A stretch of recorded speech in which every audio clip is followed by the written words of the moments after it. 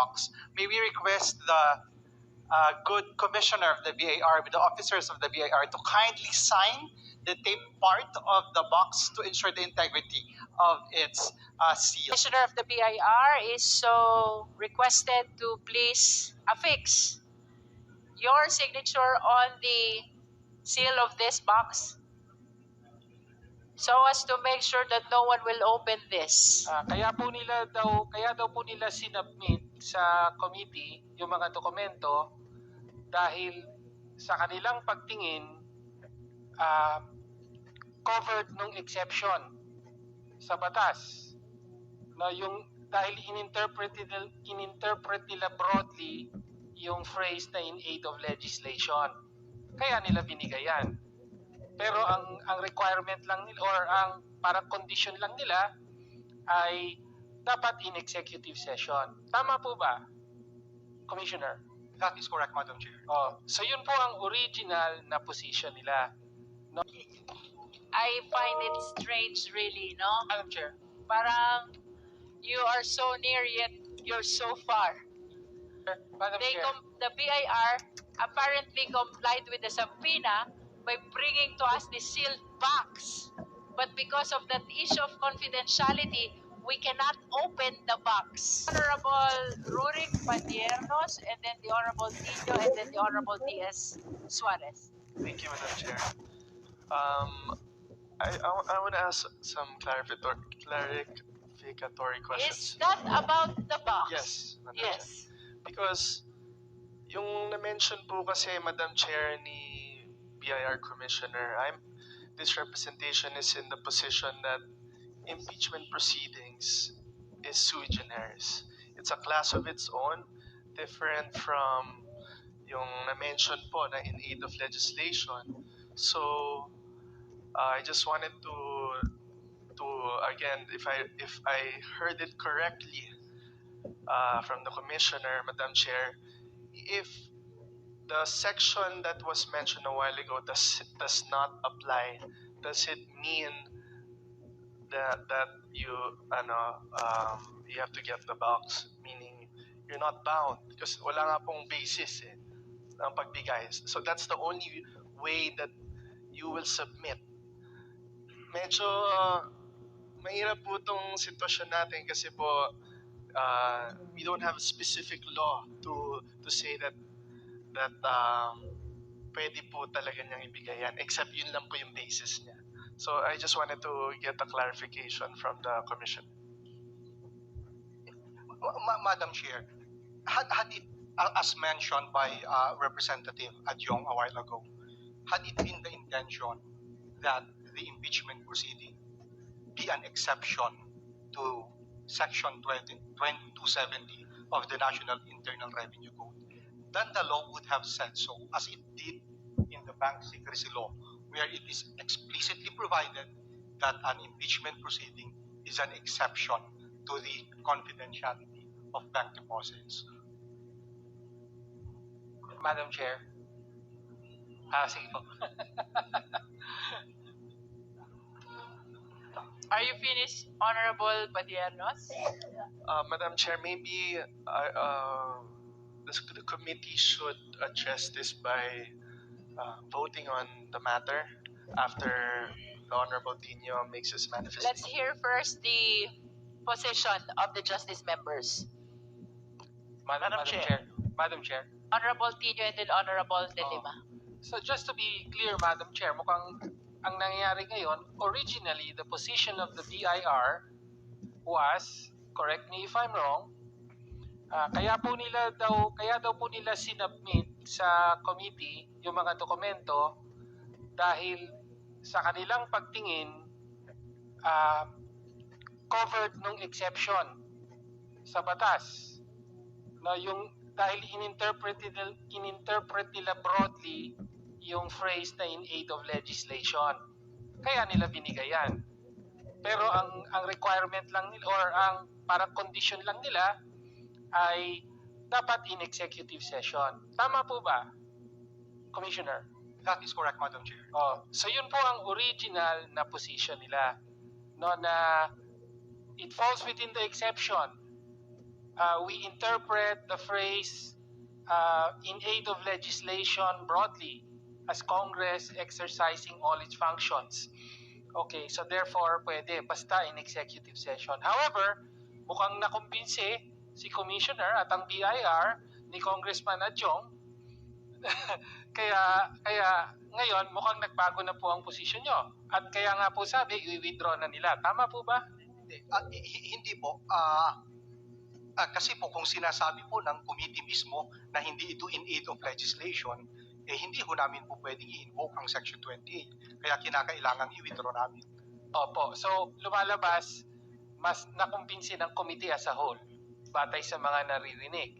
No, na, well, hindi nga ito in aid of legislation, therefore hindi. No? Pero, again, this is under consideration by the committee. At ako po, actually, sumasang-ayon nga po ako sa naging original na posisyon ng BIR na broadly, yun ang ibig sabihin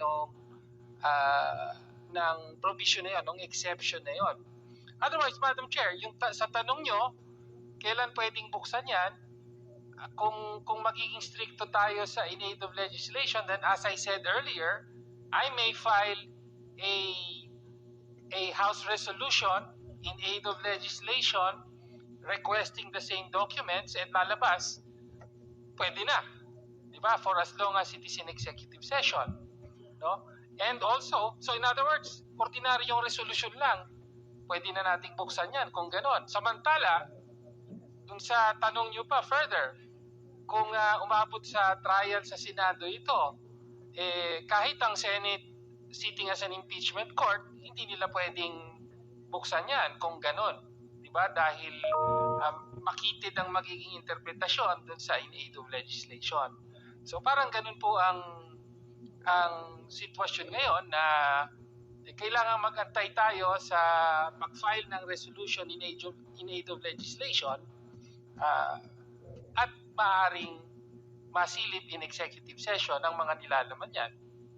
Or we can go with the interpretation that in aid of legislation is in a very broad and generic meaning. Parang ganun po, Madam Chair. Now let's hear from the Honorable De Lima. Thank you, Madam Chair. This matter seems to be a gray area. Pero ito pong pananaw ko.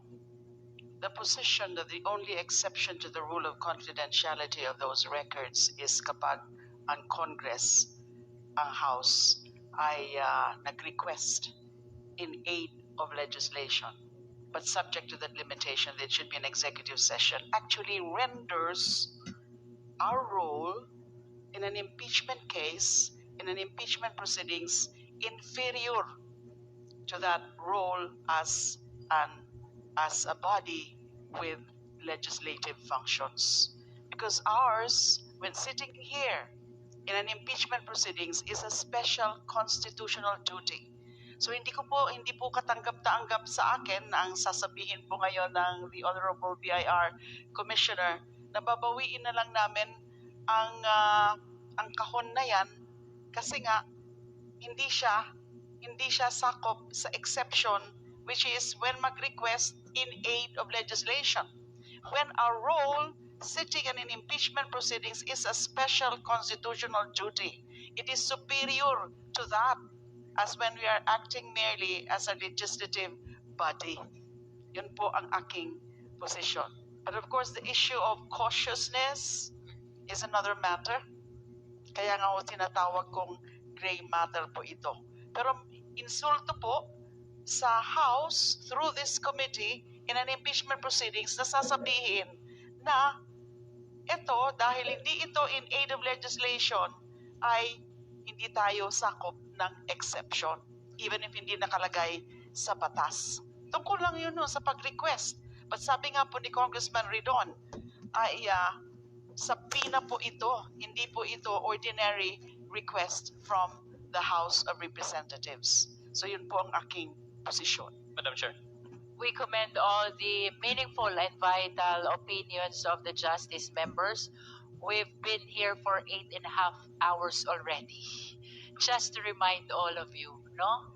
And I think we are very much divided with regards to the question of whether we will be opening this or not. But definitely, please join me, my fellow members. We will not be returning this to BIR. The only issue is whether or not we will open the same.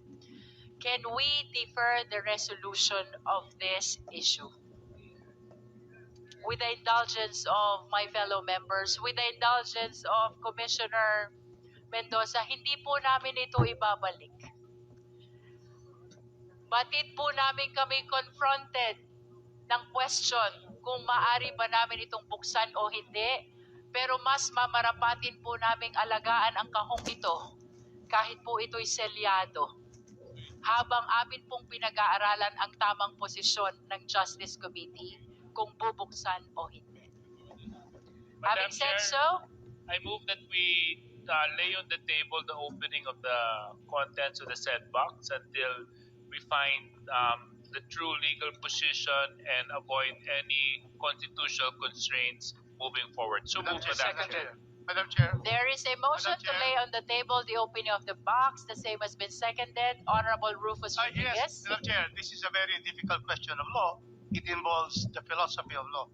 There are two kinds of interpretation when there are two conflicting laws. Whether you are in the positive school, that is Justice Scalia of the Supreme Court of the United States, or you belong to the spirit of the law, school. Now, Mr. Chairman, in the positive school of law, that is precisely what the National Internal Revenue Code says. In the positivist approach of law, and lawyers will know this because you all took up theory of the law, it is you confine yourself in the four corners of the positive law. That is positivism. Correct, Commissioner? Because you're a lawyer. And so you took up philosophy. What law school did you go to? I'm a product of San Beda University. Oh, very good law school. College of Law. So therefore, in the positivist school, this is an issue on whether the NIRC, in the four corners of the NIRC, the National Internal Revenue Code, it is clear there that it can only be done in aid of legislation and in executive session. So that is the positive law. In other words, if you follow that trend of law, there can be no opening of this because we can never convert ourselves into an executive session or an aid of legislation because you have another function right now, which is impeachment. Now, what do you say about that positive school of thought? Because these are the final points, Mr. Chairman. What does the lawyer from San Beda say?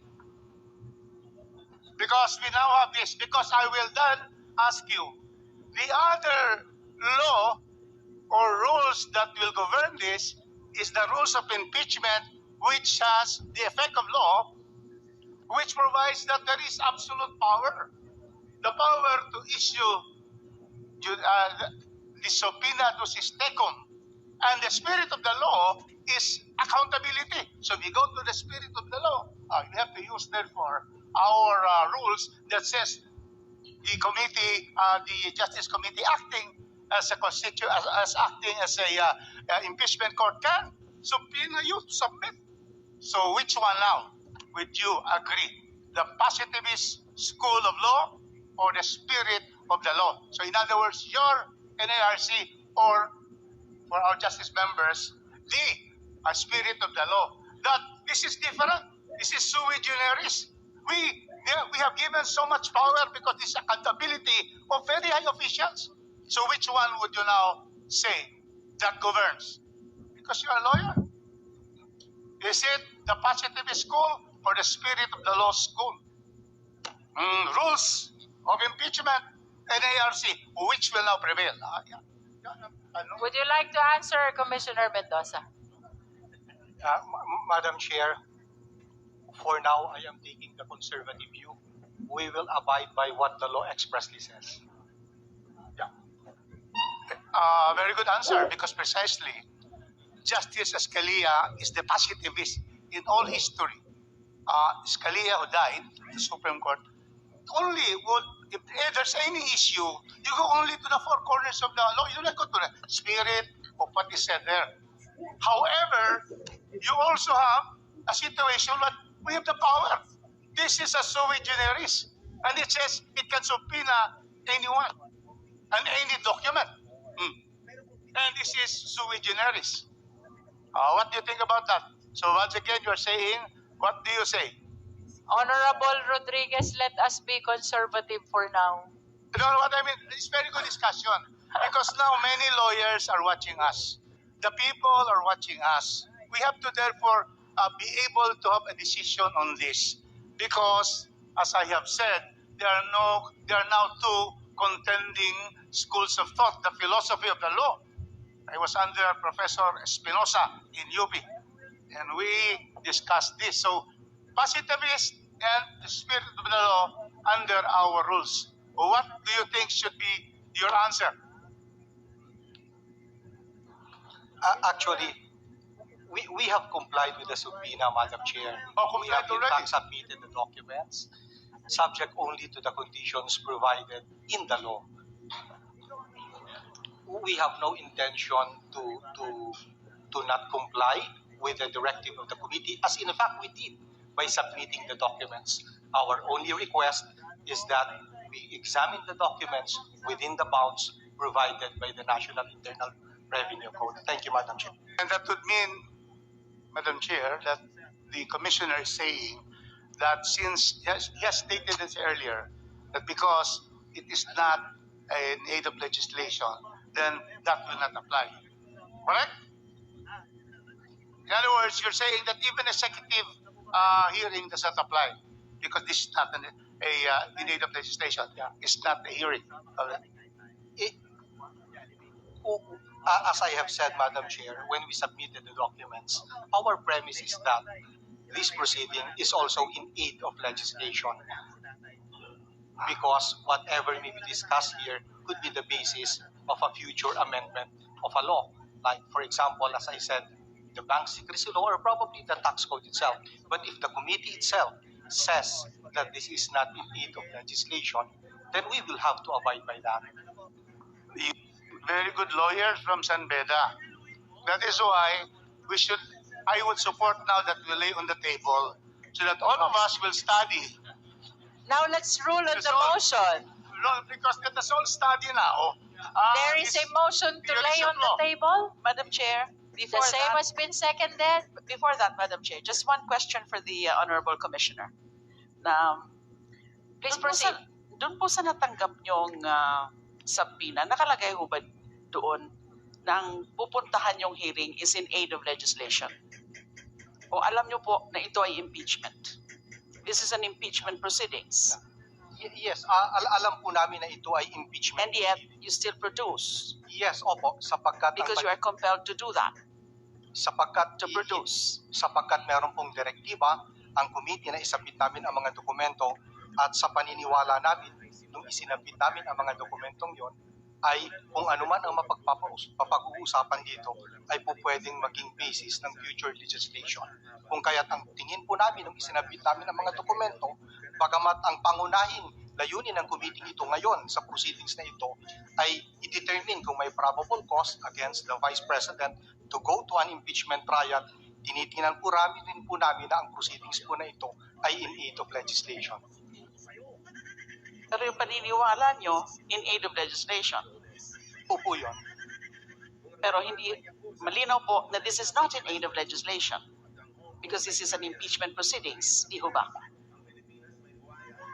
And you produce the document because we're ordered via subpoena.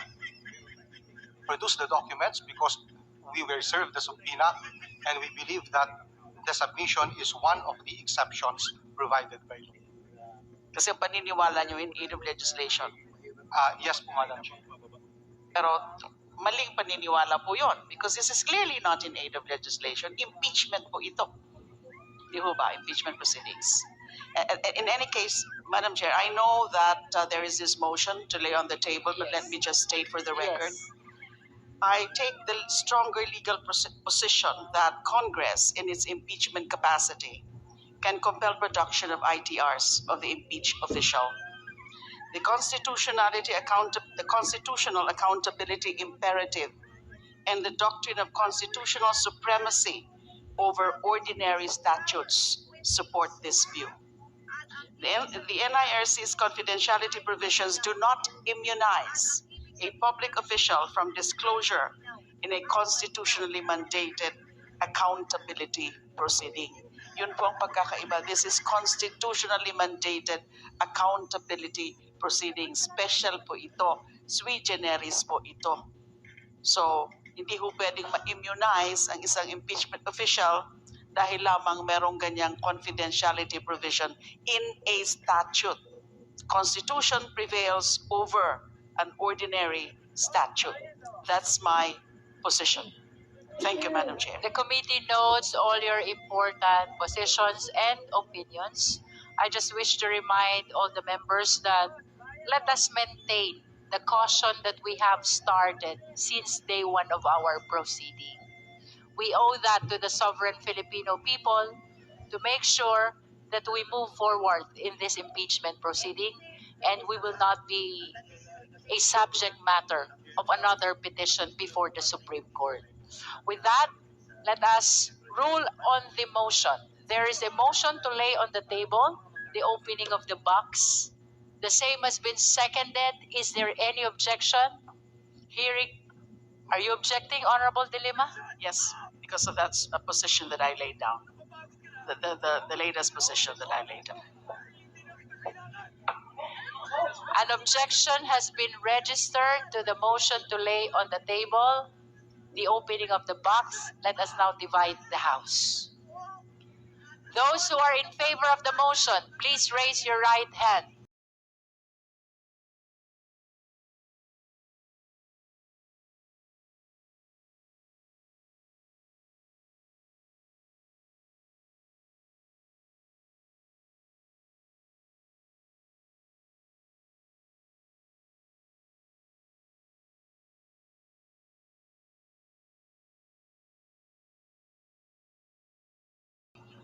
Thank you. You may put down your hands. Those who are not in favor of the motion, please raise your.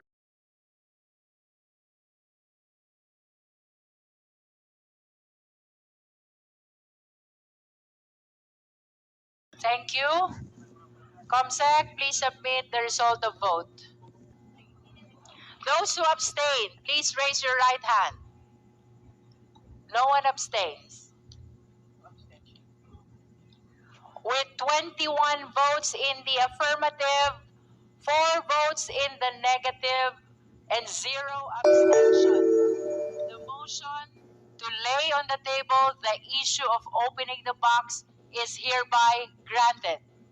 Madam Chair. The Honorable Adjong and then the Honorable Sendanya. Yeah, Madam Chair, I hope we are in understanding and agreement that we will not send back this box to the to BIR. Tama po ba? I don't need to make a motion on that. Should Commissioner, I hope you defer to the committee on its position not to return the box. We will keep the box although the same is sealed. Yes, Madam Chair. We defer to the committee. Okay, thank you, Madam Chair. Madam, on a related point, Madam Chair, Honorable Sendanya. perhaps to uphold the integrity of the decision of the committee to lay on the table the decision to open the box, may we request the good commissioner of the BIR, with the officers of the BIR, to kindly sign the tape part of the box to ensure the integrity of its seal. Thank you, Madam Chair. The Commissioner of the BIR is so requested to please affix your signature on the seal of this box so as to make sure that no one will open this. Madam Chair. May we provide Commissioner Mendoza with a pentel pen or a sign pen?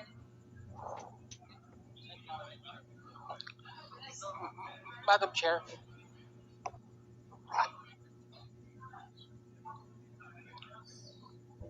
Madam Chair, clarificatory question. Honorable Tino. Thank you, Madam Chair. Madam Chair, I just want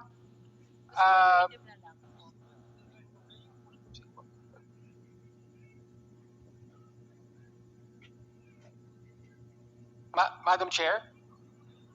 Honorable Tino. Yes, I just want to clarify the meaning of the vote that was just made. That is So- merely to defer. Okay. So by laying on In the proper table, time, we will resolve. ayun. So yung laying of the table, ibig sabihin po is just to defer. To defer. Kaya po hindi natin isinosoli kung hindi pag-aaralan pa kung pwedeng buksan o hindi ng komite. So yun lang po ang gusto nating ilinaw at malinaw na I think you should sign on all sides. maaari pa itong buksan. Thank you. The committee notes the manifestation of the Honorable Tino.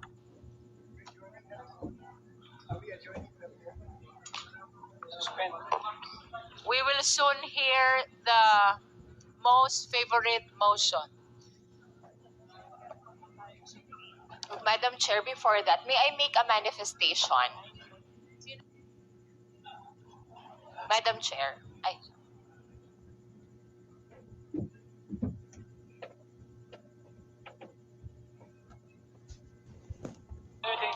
The Honorable Keith Flores is recognized. Just for the record, before you proceed, for the record, the BIR Commissioner Attorney Charlie Mendoza affixed his signature on the four sides of these boxes to preserve the confidentiality of the contents of the same. That is for the record.